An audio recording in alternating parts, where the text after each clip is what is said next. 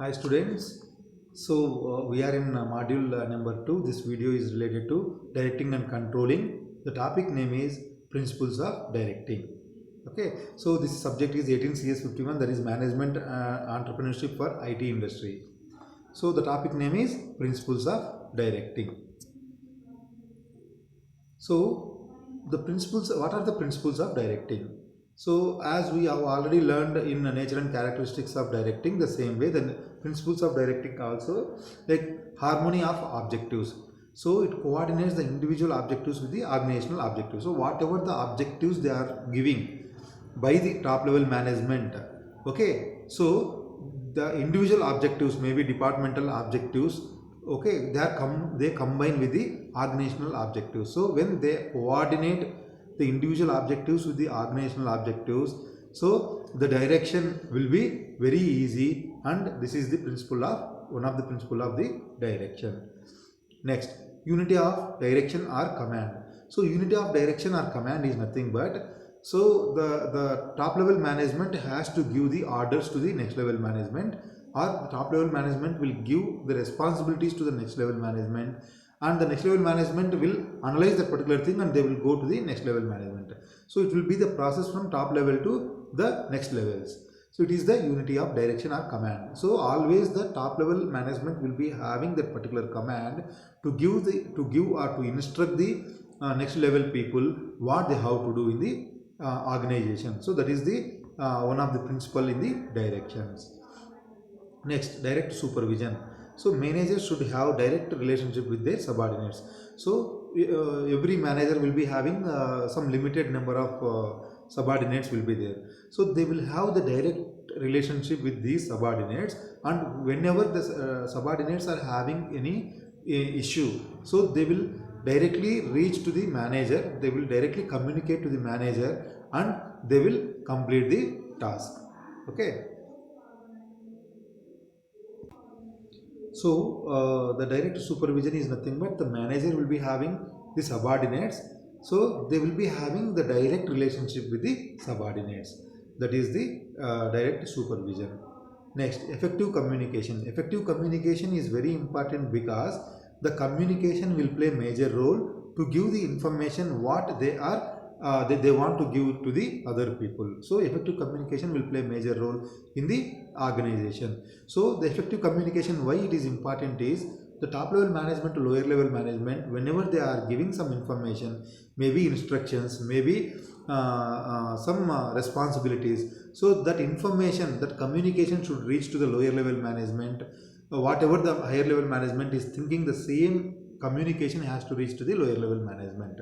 At the same time, if the lower level management people are facing some problem, okay, the effective communication should reach to the top level management and follow through. So direction is a continuous process. As I told to you, it is a continuous process. There will be no stop in the direction, because whenever the subordinates are required, or whenever the employees required anything, so that time they need to get the motivation from the the next level people, that is supervisor. So the supervisor or the manager always has to motivate them, always has to direct them, always should motivate positively, should give some benefits, incentives or anything to the lower level management people to get some work from them positively. Next, elements of directing. So what are the elements are there in the directing? So it is a leading is a element in the directing. So leading, because a leader always first he work and then he will assign the work to the subordinates, because it refers to an art of transferring facts, ideas, feelings, etc. from one person to another person and make him understand them.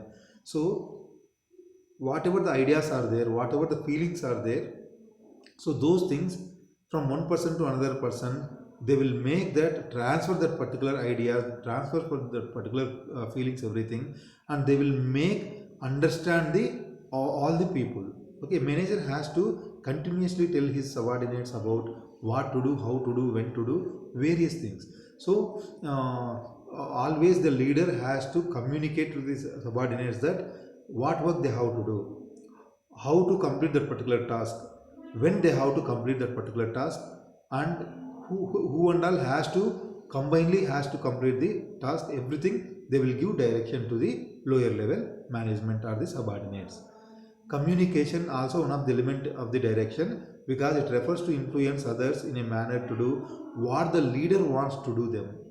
Okay, so what the leader wants them to do, whatever the leader wants to do something, so this communication has to play major role to give the information to the next level people. So leadership plays an important role in directing. Only through this quality a manager can include trust and zeal among his subordinates through communication.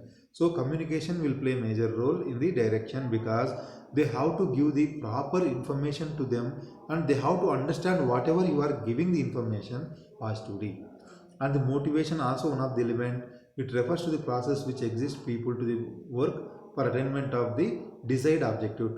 So to reach the desired objectives, whatever they are framing by the top level management, to reach that particular objective, the manager has to motivate the subordinates positively, and always they should try to achieve the goals within the stipulated time. Among the various factors of production, it is only the human factor which is dynamic and provides mobility to other physical resources. So motivation will play a major role in the company, that whenever the subordinates are not ready to work, or they are facing some problem, and whenever they are disappointing because of the work condition or something, then that time the supervisors or the managers will play major role, and they should motivate them, and they should make them to work properly.